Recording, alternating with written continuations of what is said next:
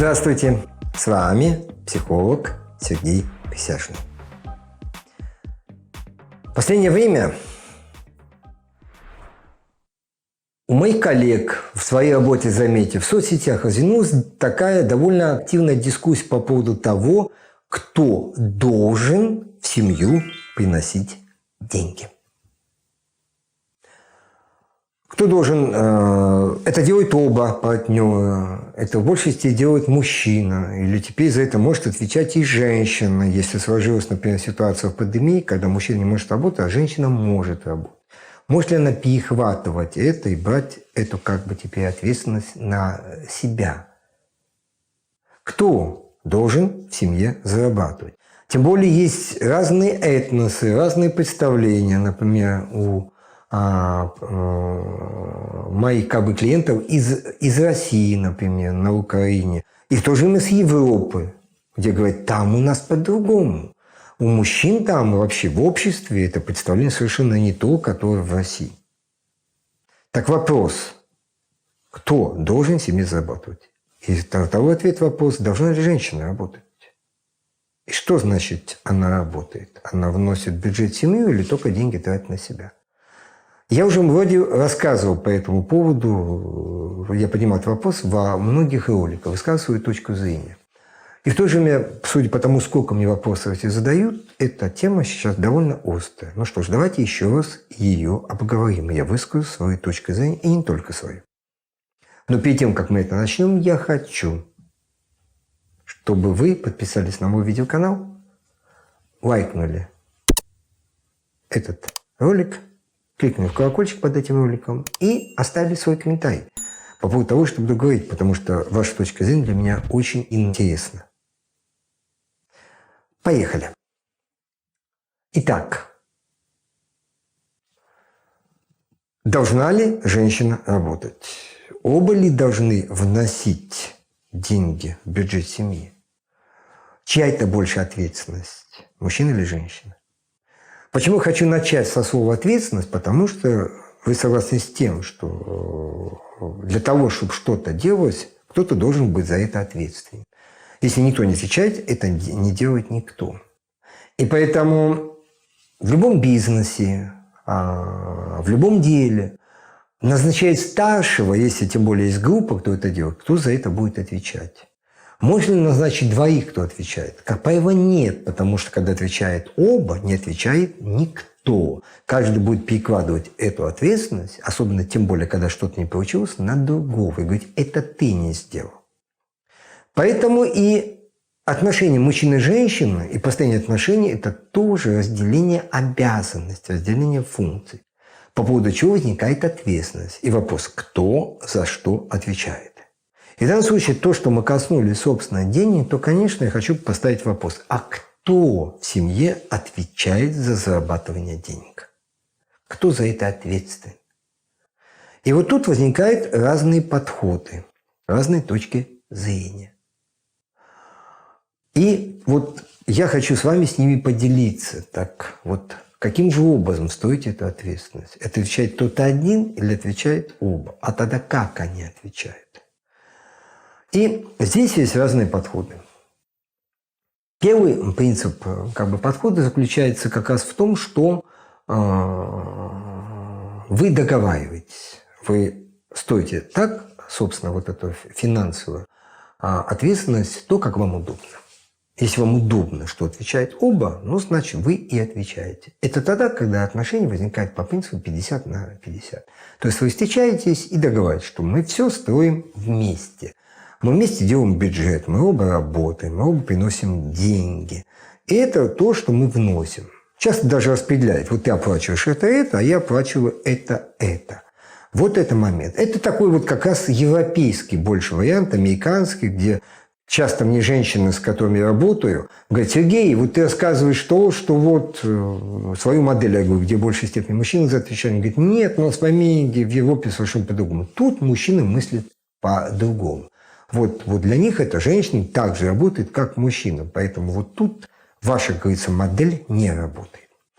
Давайте уберем слово «моя модель». Да? Это не моя модель, это модель отношений. Да? И в данном случае это вариант 50 на 50.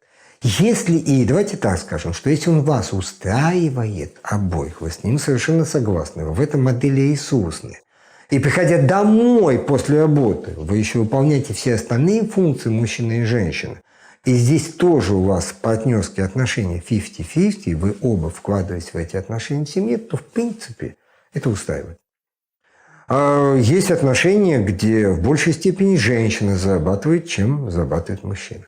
Потому что у нее как-то сложилась работа, вот она поднялась по Лиевской лестнице, и, собственно, у нее все заладилось. А мужчина как раз перехватывает дома, он становится больше самоседом, вот, он больше такой заботливый, хозяйский, все по дому, и женщина это устраивает. Да, он не тот мужик, который вот как бы принято быть мужчиной, да, но он удобен, с ним удобно, комфортно, уютно, и, собственно, я зарабатываю деньги, я буду зарабатывать их там на работе, а он пускай сидит дома, возится с детьми, тем более он детей любит. У него хозяйство получается, он очень хороший, как бы, и умеет готовить, и все. И меня это вполне устраивает.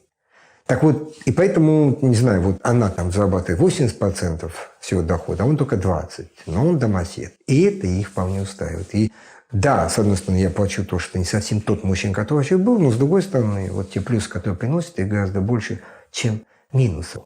И если это так, значит, это работает.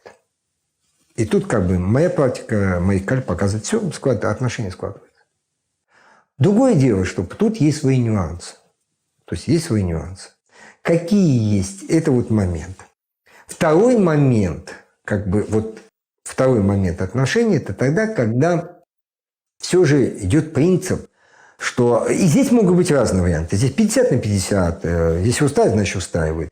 А когда женщина больше, чем мужчина зарабатывает, устраивает. Мужчина больше зарабатывает, все же мужчина взял на себя ответственность, женщина в меньшей степени, и это обоих устраивает. И женщина устраивает, и мужчина. И он говорит, да, я за это отвечаю. То есть, если вас это устраивает, значит, вам это подходит. И здесь нету правильно-неправильно. Вас это устраивает. И вы гармоничны. Ваши отношения развиваются, они ухудшаются. И этот денежный вопрос вас обоих как бы это решается. То есть он устраивает обоих. Второй вариант – это когда принимается решение одно, что наши отношения строятся по принципу 50 на 50. Вот о чем разговор. То есть, как сказал, это больше европейский, американский вариант. Тогда, когда принимается решение. То есть мужчина говорит, что давай будем делать бюджет вместе. Ты зарабатываешь, и я зарабатываю. И наши оба дохода мы складываем в общий бюджет. И, собственно, это то, на что мы живем. А потом мы оба его распределяем, да, решаем, куда деньги пойдут и так далее. И, в принципе, она звучит как партнерские отношения. Но тут есть... И, в принципе, они могут тоже устраивать вполне. И часто на него согласны и та сторона. Но тут есть один нюанс, который всплывает... В начале это все хорошо, но он всплывает в более длительном сроке построения отношений. А именно... Вопрос здесь два всплывает. Первый. Мужчина проработал 8 часов, и он приходит и что хочет? Он пришел со внешнего круга. Да? Помните, у нас есть круг внешний.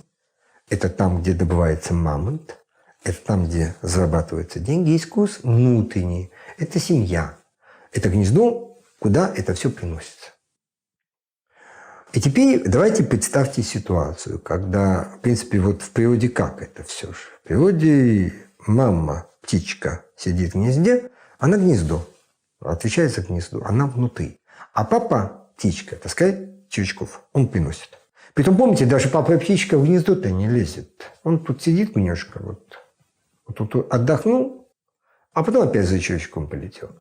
Его внешний круг, он там себя реализует. А женщина живет во внутреннем круге в большей степени. И не значит, что она вообще никогда не вылетает. Нет, она может пойти размять крылышко, полетать, но она все же внутри. А теперь давайте представить ситуацию, когда оба утром, да, там, вот, и папа, и мама птичка вылетает и оставляет гнездо пустое. Некому быть в гнезде. Как вы думаете в природе, что с таким гнездом будет? Правда, интересный вопрос. Но именно это и происходит, когда оба уходят на работу. Да? Женщина ушла, мужчина ушел. А очаг где? Кто за ним следит? Няню завели, но это как кукушку. То есть это чужой человек. Тут нет. Она уже организует быт. Конечно, она будет его организовывать как? Под себя. да, кто-то. То есть это уже чужие люди в вашем гнезде, потому что оба вылетели. Вот о чем я сказал. Оба пошли добывать червячка.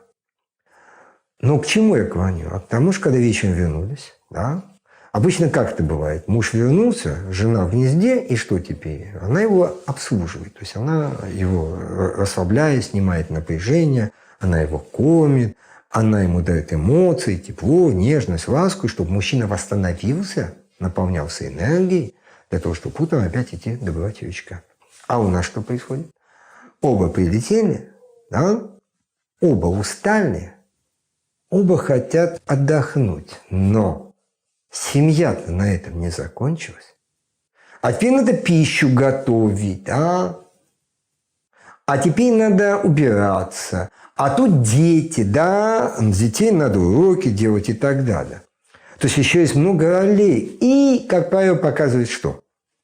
Мужчина пришел с работы, он устал, все свой выполнил, и что? Он идет с ребенком уроки делать, как правило? Нет. Он садится к телевизору. Он устал, все, он садится к компьютеру, а все это начинает делать жена. Потому что, по сути, по природе, это ее функция в семье. И вольно-невольно мужчина не перекладывает. Да он и выполнить по толкам это не может. Мужчине очень трудно создавать уют. Мы больше тестостероном, больше внешним миром. А внутренний уют – это такая женщина, ее учат быть хозяйкой. Уметь готовить, уметь обслуживать, уметь. И она это в большей степени умеет. И поэтому, собственно, это ее задача. И потом, рано или поздно, возникает вот такое несоответствие, что обязанность этого женщины при равном ношении денег гораздо больше, чем мужчин. А сил на это нету, потому что она так же пахала, как мужчина. И она также нуждается в отдыхе. И она как раз хочет не меньшей степени, чтобы ее обслужили, ее ослабили, ее накормили, ей дали эмоции, создали уют, комфорт, удовольствие. Ну тогда кто это будет делать? И кто за это отвечает? Никто. Оба. Если оба, отвечает никто. Вот о чем разговор. И тогда будет выяснение, как правило, конфликт, потому что оно будут работать роли, которые, собственно, мужские и женские, потому что в этом моменте закон природы был нарушен. Вот о чем разговор. От того, что птичка мама улетела из гнезда, теперь, когда она вечером вернулась, ей придется все это гнездо вольно-невольно в большей степени обслуживать. И вот тут уже партнерских отношений не будет. Поэтому вот такие партнерские – это всегда рисковая зона. И женщина в них выдыхается гораздо больше, чем мужчина. Вот о чем. Она еще должна поработать, а потом еще прийти мужчину, это обслужить, да еще его сексуально обслужить, да еще детей и так далее. И она очень быстро выдыхается. И тогда, получается, мужчина рано или поздно предъявляет ей счет, что ты перестал быть женщиной. То есть ты пустая, вот я не чувствую женщины. Чем это он расплачивается за 50 на 50? Он заводит женщин на стороне. Потому что теперь вот он должен компенсировать то, что перестал эта женщина давать. И как-то учет о том, что она все это отдала силу, потому что она взяла не свои роли, это, как правило, не учитывается. И как раз и в какой-то мере это проблема женщины. А зачем она эти роли на себя взяла? Это второй вариант. Вот вариант тогда, когда, собственно, вы идете на принцип 50 на 50. Поэтому я в этом смысле против этой системы 50 на 50. Нет. Когда оба отвечают за деньги, во-первых, никто не отвечает. И когда оба вот отвечают за все остальные функции, отвечает никто. И тогда будет кризис. Должен быть ответственный. Должен быть один ответственный. Так все же кто должен зарабатывать себе? Кто-то один, кто за это в большей степени отвечает. Я считаю, что за это должен отвечать мужчина. Потому что мужчина должен ответить себе на 3 вопроса, вообще все он мужчина. Когда он принял роль мужчины, вот не я как человек, не мое, чем я занимаюсь, мое творчество, где я развиваюсь, где область моего применения и так далее, а как мужчина. Тем более, когда я хочу завести семью, я должен ответить на 3 вопроса. Первый. Добытчик ли я? Я добытчик. То есть я добываю деньги. Или мы вместе. Вот я иду в семью и сразу говорю, давай будем работать вместе. Что этим сам мужчина говорит? О том, что я тебя обеспечить не могу. Вы знаете, это уже такой вопрос, где задуматься, хочу ли с таким мужчиной строить отношения. Вот о чем. Он вначале не может зарабатывать, потом у него сейчас кризис, потом уляется на диван. И вольно-невольно женщина всегда любит опекать, а не как маму. И она бьет на нее ответственность, потом называется на ее шею. Теперь она тянет всю семью. Я видел это не раз. Это часто происходит. Вот о чем разговор. Это как бы такой нюанс, но очень важный нюанс. которая возникает вот по этому отношению. Поэтому, прежде всего, мужчина должен ответить на вопрос. Добытчик ли я? Который брать ответственность за отношения? Второй. Где моя область добычи? Чем я занимаюсь? Да? И третье, сколько я зарабатываю? То есть того, что я зарабатываю, достаточно будет, чтобы содержать семью. И только тогда, когда он уже стал добытчиком, он состоялся во внешнем круге, ты имеешь право заводить семью. И сказать женщине, вот давай со мной строить семью, потому что я могу тебе дать. Я могу предложить свое поле могу, в котором ты как женщина можешь себя реализовать. Тогда в какой-то мере я становлюсь мужчиной. Если я до этого еще себя не нашел, я видел 40-летний, который все себя еще ищет, так и не определись, кто они и так далее, который работает по принципу пойти на работу, где бы побольше заработать, ухватить и меняет быстро работу, они не состоялись, они нашли свой вектор применения и так далее, то они болтаются, да? И в любой момент могут все это потерять. И сказать, извини, вот я вот такой есть, вот мне не получается, вот меня уволили, денег принести не могу и так далее.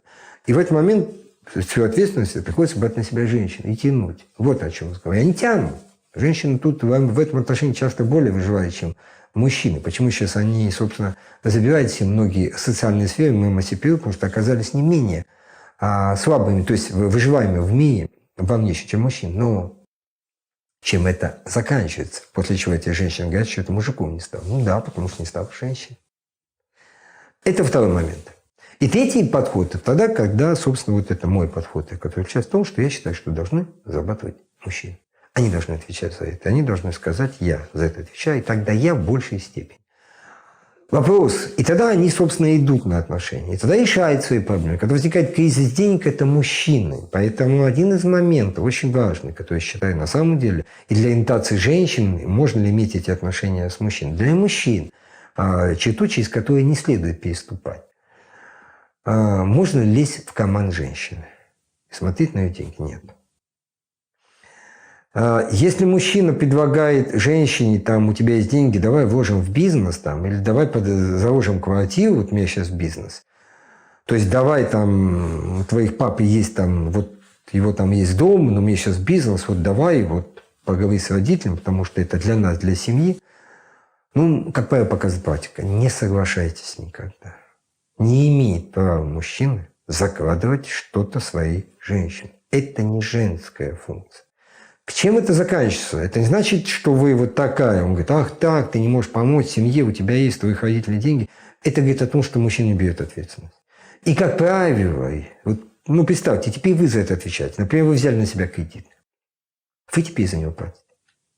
И если, не дай бог, отношения не сложатся, вы останетесь. И что думаете, мужчина заберет на себя этот кредит? Как правило, нет. Разошлись. И теперь вы будете дальше его выплачивать всю жизнь.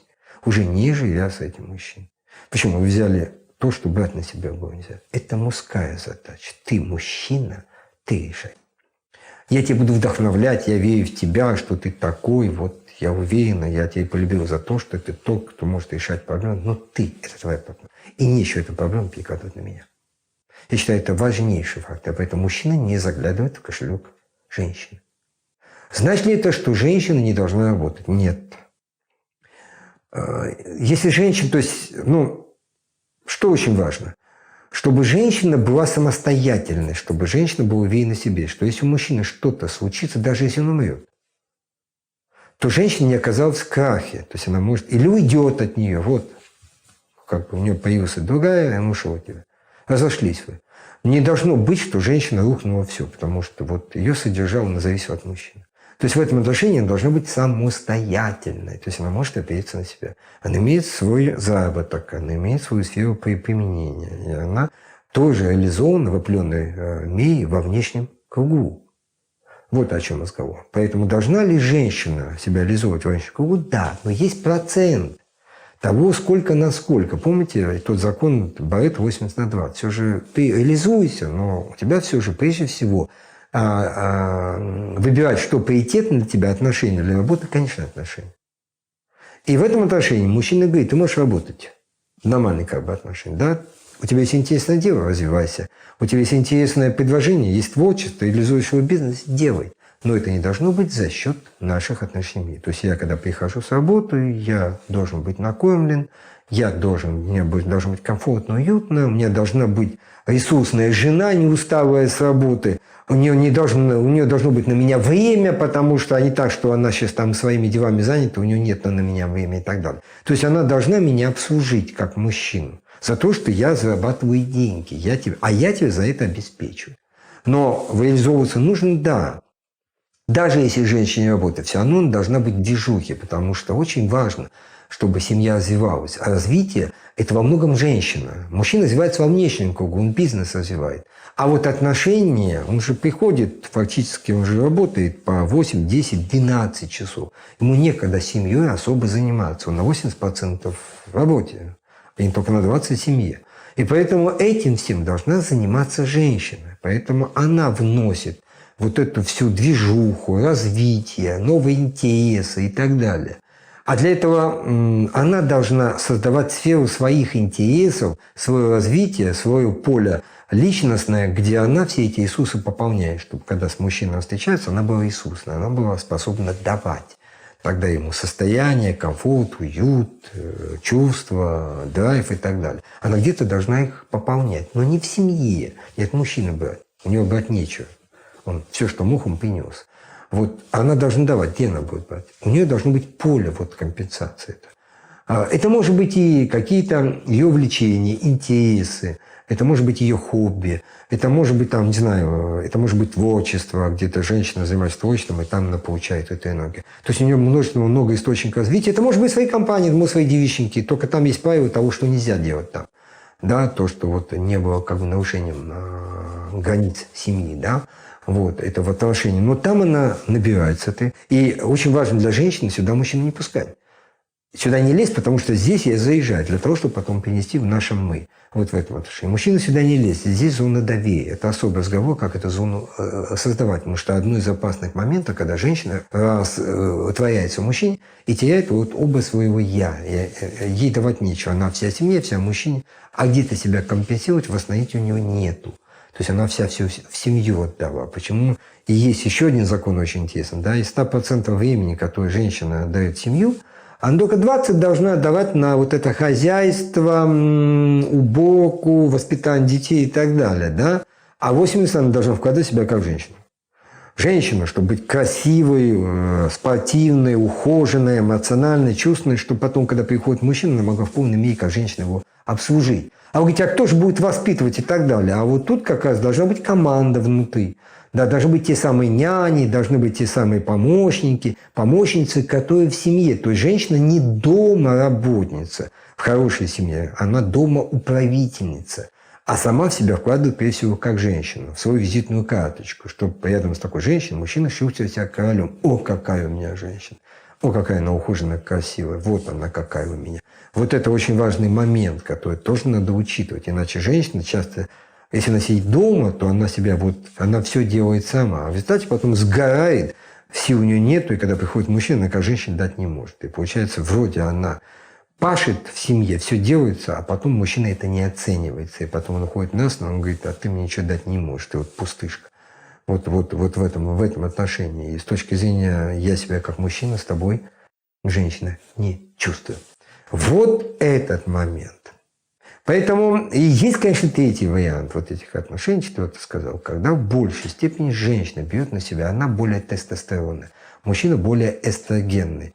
И часто как раз женщина и подбирает таких мужчин, потому что здесь два управляющих быть не могут, два лидера. И тогда, собственно, женщина вольно-невольно и так и подставит, что она подбирает себе мужчину снизу. Да? И у такой женщины-воина, как правило, появляется мужчина или партнер, потому что часто это отношение, что это бизнес-партнер.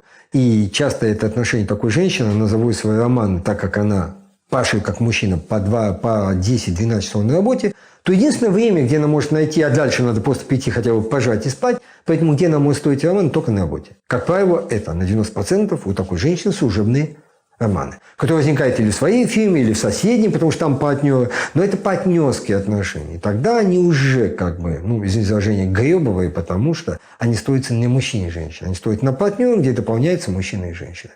И часто это как раз вот эти совместные типа бизнеса, как правило, они какие? Они разрушительны, потому что не пошел бизнес, разрушились отношения, пошли отношения, разрушился бизнес. Поэтому это всегда будет вот первый такой, это всегда, как бы сказать, как партнерские отношения. И второе, это как бы наиболее частый это вариант, это, собственно, снизу. То есть, когда к такой женщине присутствует мужчина, который как раз во внешнем кругу выжить не может. И он ищет такую сильную, лидирующую женщину, которая бы за это отвечала. Он за это ей дает, там, не знаю, ласку, внимание, заботу, ухаживание и так далее, что, собственно, льстит этой женщине. Но с точки зрения мужчины он свои функции не выполняет. Опять же сказал, что, как правило, это потом оборачивается в проблемы. Рано или поздно ей надоедает, и хочет, чтобы появился мужчина, говорит, становись мужчина, а он и не хотел таким становиться. Он говорит, нет, я так и тебе и не обещал, я таким всегда и был, и таким буду. Вот о чем. Потом она разочаровывается. Он говорит, вот все, она его выгоняет, он говорит, что мужиков нет на свете. И, собственно, следующее такого же и находит, потому что другой роли она не знает. Опять же я сказал, что такие часто бывают, да, это проблема, да, для женщины в лидере, женщины-воин, да, для бизнес-леди. Но и в то же время я видел, что у нее раз такие отношения складываются, то есть когда, собственно, эти роли принимаются, и, собственно, опять же, плюсов от этого у женщины больше, чем минусов. И тогда, собственно, эти отношения принимаются. Я видел, что такие семьи могут жить очень долго и счастливо. Ну вот своя мысль по отношению к деньгам я выразил. Притом еще раз хочу сказать, что это не только мое мнение, это мнение и других специалистов по этому вопросу, который есть. Но здесь я, конечно, придерживаюсь довольно четко. Я еще, видно, вот старого формата, еще ТОЛа Советского Союза. Я офицер. Вот в этом отношении. И у меня подход о том, что, конечно, функция зарабатывать денег – это функция мужчин. Мужчина должен за это отвечать. Ну, может быть, где-то я устаю, где-то для Европы, для Америки это устаю. Но я хочу сказать одну вещь.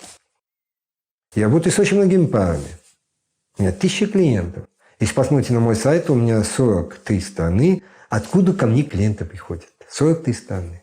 Так вот, по моей практике, если это нормальный мужик, то он нормальный в Америке, то он нормальный в Германии, то он нормальный и в Швейцарии, то он нормальный и в Австралии. Мужик, если он нормальный, он везде мужик.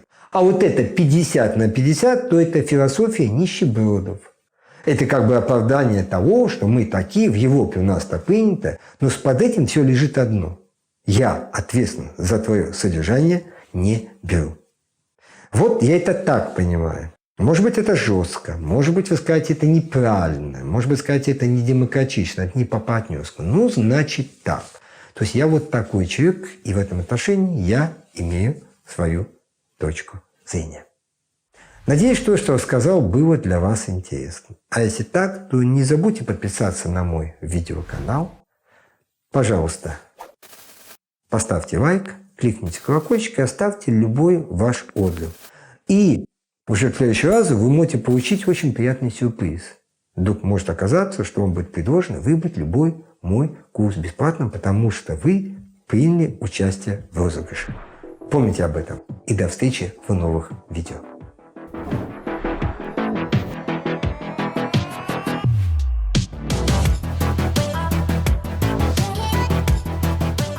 Розыгрыш моих бесплатных курсов. Поверьте, очень интересно. Если вы заглянете на мой сайт, там их много-много интересного. Для этого надо принять в этом розыгрыше участие. А именно, во-первых, вы должны быть подписаны на мой видеоканал, или надо подписаться. Второе, кликни колокольчик над этим роликом. Третье, поставить лайк под этим роликом. И четвертое, оставить любой комментарий под этим роликом, именно под этим роликом. Любой комментарий. И все.